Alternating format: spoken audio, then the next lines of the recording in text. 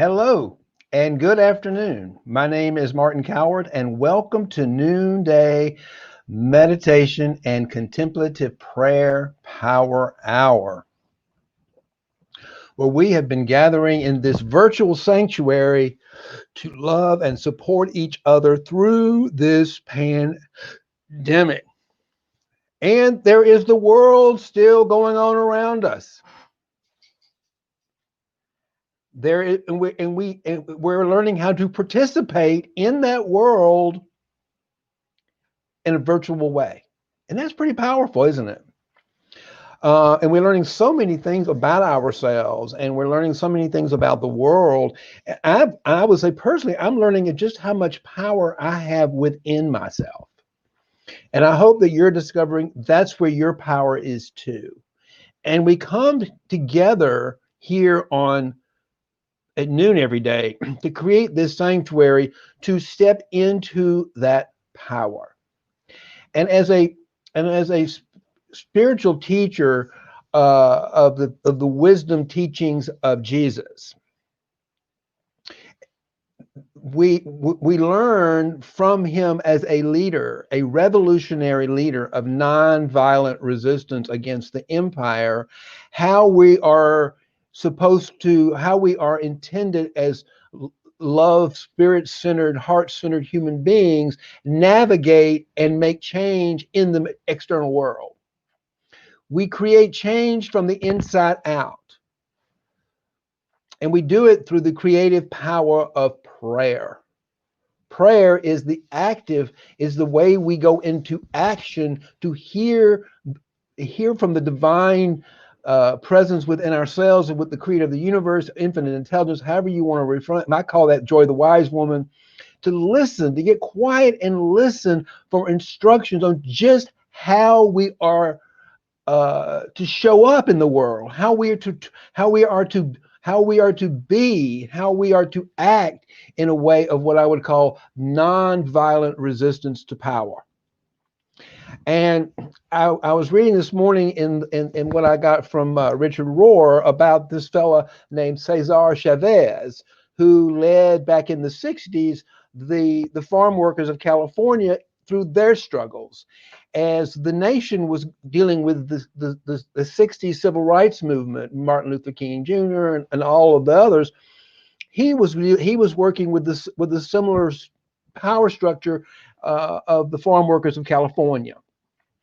And he had this wonderful prayer that I thought I would read today as we would pray, because as I was thinking about what he was doing in the 60s, I'm looking at bringing us to today, and where is that civil rights movement today?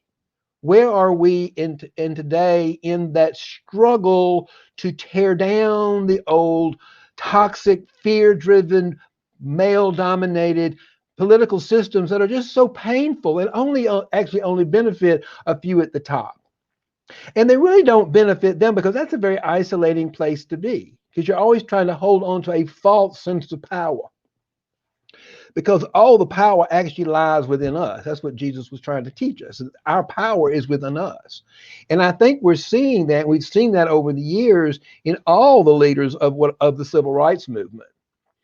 And we're seeing that played out so beautifully today with Stacey Abrams and the team that she's leading into affecting that change in Georgia, with coming in with new political leaders, the Democratic Party in this case, to take out the old corrupt leaders. I mean, it's a known fact that one of those, I don't know the woman, Senator Bear, I don't know much about her, frankly, but it's well known what a corrupt uh, uh, man one of the mail center Purdue is. I mean, we know how we know he. I think there was an article yesterday in the Wall Street Journal about something like how many times he's done insider trading. He's used his knowledge of what's going on with his what he gets from being in certain circles in the political world about what certain corporations are doing, and then he's able to use his wisdom to trade stocks for his own personal gain.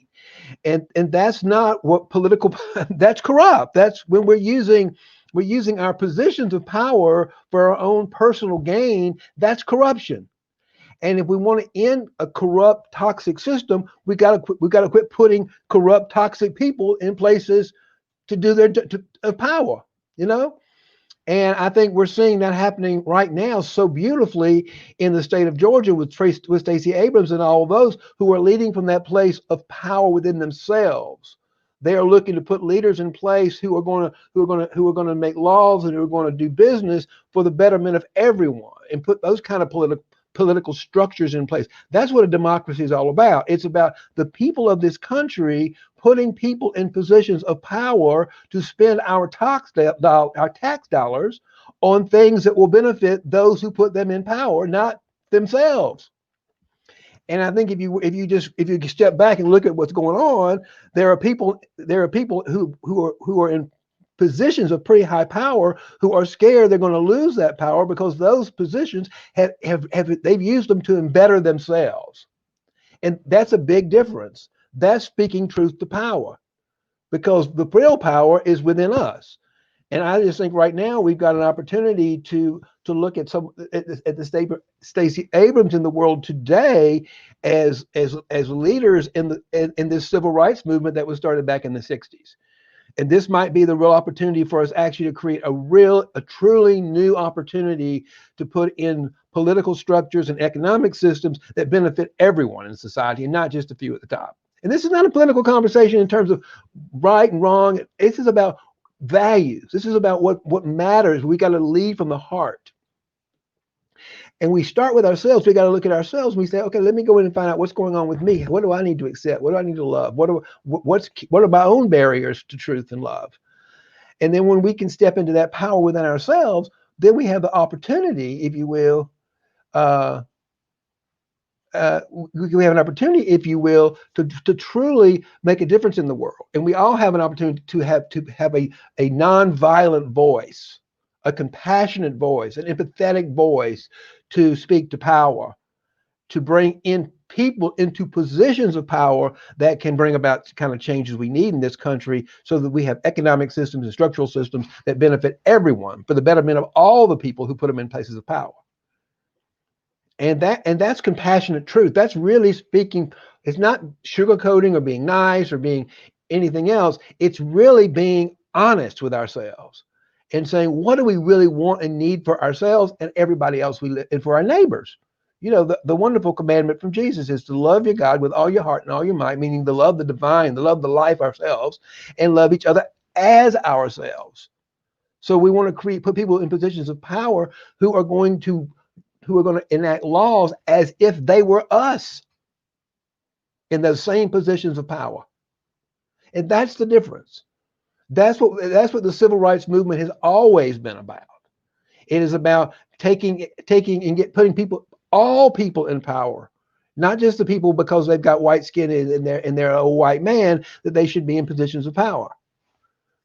And I'm an old white man, I'm an old gay white man, but I can tell you right now that I can also own the fact that because I am a white male, educated white male, I get a certain amount of privilege.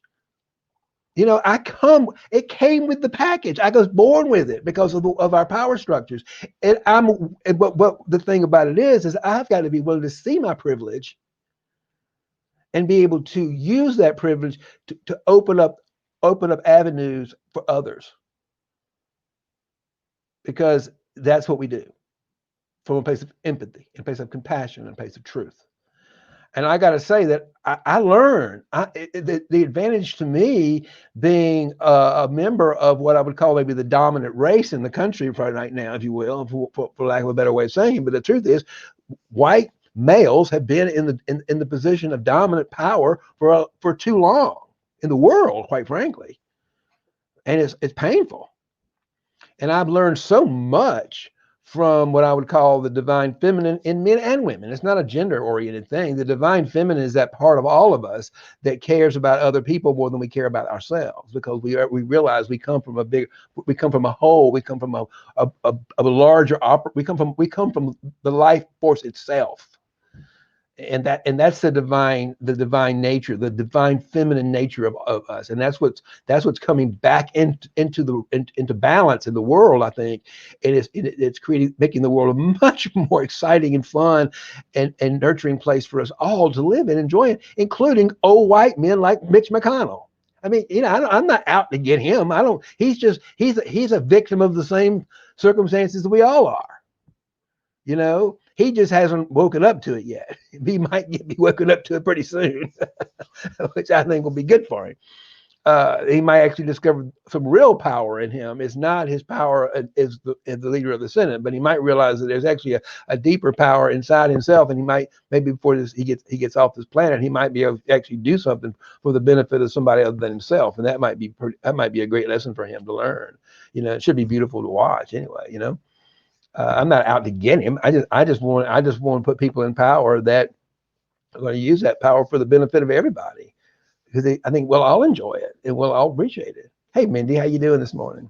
So I read that this morning, and then there's this beautiful poem, and I just want to read that poem that Chavez wrote for the farm worker, because I think it could certainly apply to the Stacey Abrams and all those people in Georgia right now who are standing up to power, who are really speaking truth to power and coming out to vote, and to bring in these Democrats into the Senate, so we can turn our power structure, our political structure, into something that's going to benefit everybody. And that I'm really excited about that. And this is not I'm not having a political conversation here, by the way. This is not about politics. It is and it isn't. It's about, politics is about political structures, and we need to be having a nonviolent conversation to power right now. We need to be saying no. We need to be speaking truth to power right now about, we want to put people into positions of power that are going to enact laws and create structures and systems that are going to benefit the world, and not just the few at the top. And that's exciting. So let's read this. Let me read this poem real quick. Let me find it and read it to you. So let's join Stacey and all the people with the courage to speak power to truth, to build a new love-driven system and structures for the benefit of everyone. And this is the prayer. Show me the suffering of the most miserable, so I will know my people's plight. Free me to pray for others, for you are present in every person. Help me take responsibility for my own life so that I can be free at last. Grant me the courage to serve others, for in service there is true life. Give me honesty and patience so that I can work with other workers. Bring forth song and celebration so that the Spirit would be alive among us. Let the Spirit flourish and grow so that we may never tire of the struggle. Let us remember those who have died for justice, for they have given us life. Help us love even those who hate us, so we can change the world. Amen.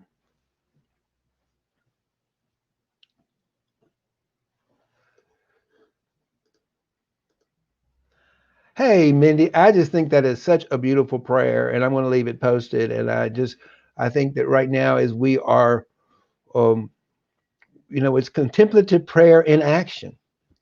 And contemplative prayer in action is speaking out and being heard and speaking truth to power. Compassionate truth to power. That's not name calling, and I don't need to get into any of that. It's talking about solutions. It's talking about putting people in positions of power who share our values of love and compassion and truth. And that's an exciting, and I think we're building that world. I think that's what we're all learning. We're all coming in to learn ourselves and learn we are compassionate, we are loving people, and we're powerful people. And we're human beings. We're very powerful when we step into our internal power, our God power, if you will, our divine power. And that's where our power really lies. And that's where I think the power in Martin Luther King, the power of Jesus, the power in Stacey Abrams, the power in you and I, the power in every human being is that inner power, that inner wisdom, if you will, of the divine, which I call Joy the wise woman. I love Joy the wise woman. She's my favorite. She's my guide. She's my guide through the day.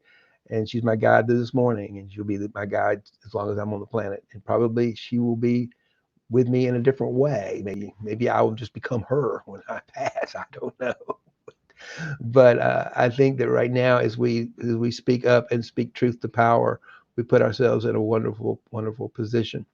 Mindy, I see you're here. Thank you for joining. What have you got to say for today? Anything you want to add to this comment, to this conversation?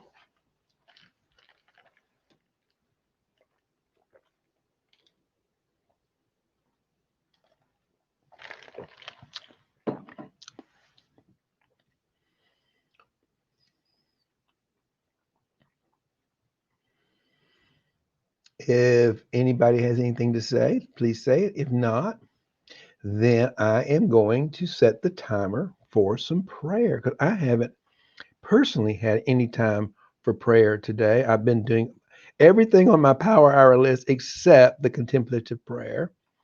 So I'm going to step into that right now with all of you. And let's pray.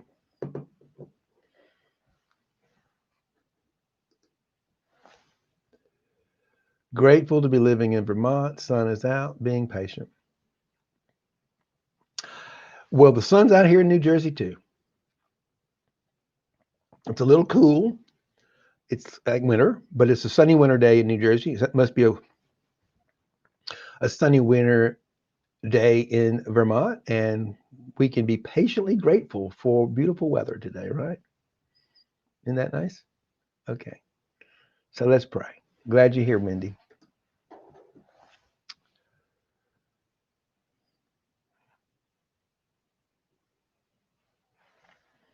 We're going to raise our arms up in the air and shake them around a little bit. Just wake ourselves up. Yeah. Come alive. Come alive. Yeah, I'm alive. I'm alive. I'm grateful to be alive. And put your hands back in your lap. Get comfortable and sit up in your chair. It's a proud human being that we are. And just be proud. Just sit and be proud. Be proud and be grateful for this sunny day in Vermont and New Jersey. Just be present to the power of now. We're going to do a little conscious breathing. Just let it go.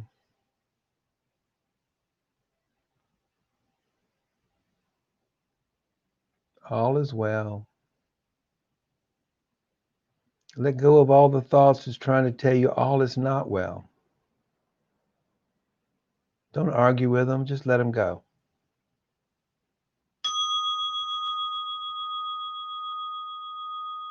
And let the sound of that bell take us even deeper within ourselves.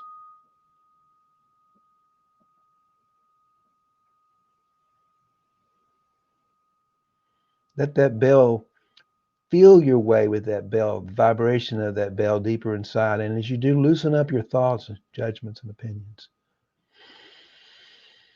Just breathe them away. The power of the breath. The power of the breath to be still and know I am.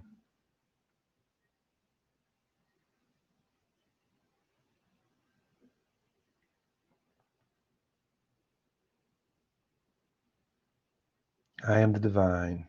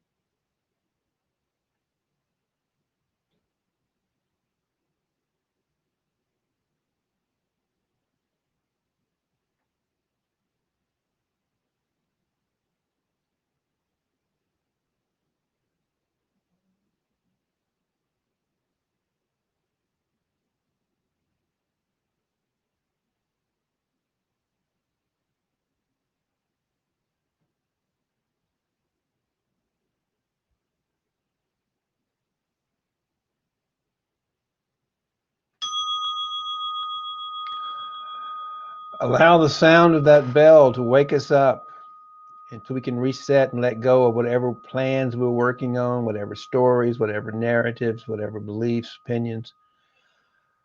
And just let them go and fall back into a deeper truth of love.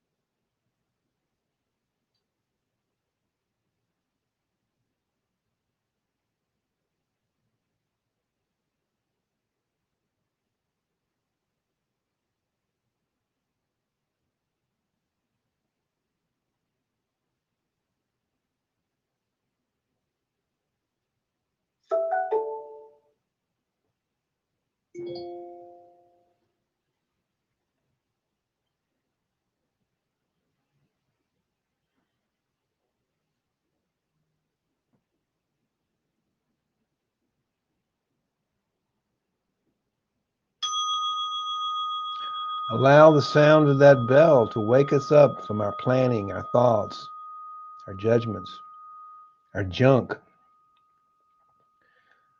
and let them all go and just fall back into the stillness of unconditional love.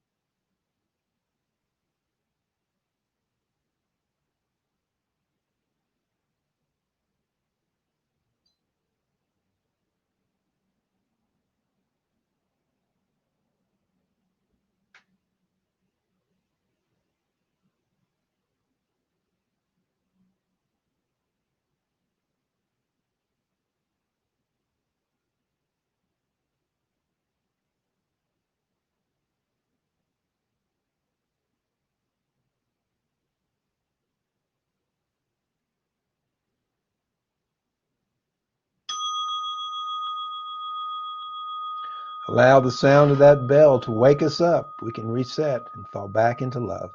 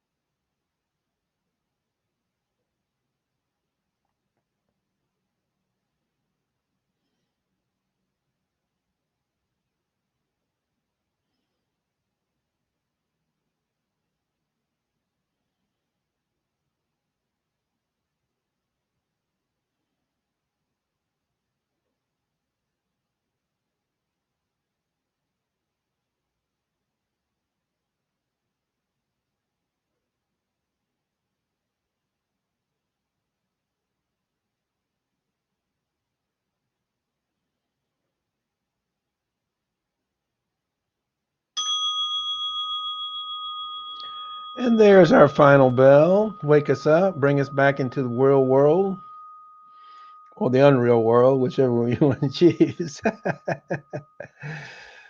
So, thank you again for joining me today from wherever you are. And we learn how to love and support each other through these confusing and challenging times we find ourselves. But you know what I'm discovering about Martin is that I really enjoy Martin's company. I'm by myself right now. My husband's in Puerto Rico. Been there for a while, for a week or so, and we'll be there until I join him in the middle of December. And but over Thanksgiving and being alone, and I've sort of enjoyed this opportunity to get to know Martin a little better over Thanksgiving, and I've been enjoying myself.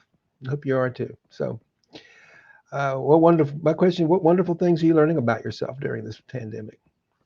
And that's important. You know, what wonderful things are you learning about yourself, and are you enjoying your own company? You know, you might find that you do. Hope so. so, anyway, thank you, Mindy. Thank you, always. Thank you for being here. And if with nothing else, let love and prosperity prevail.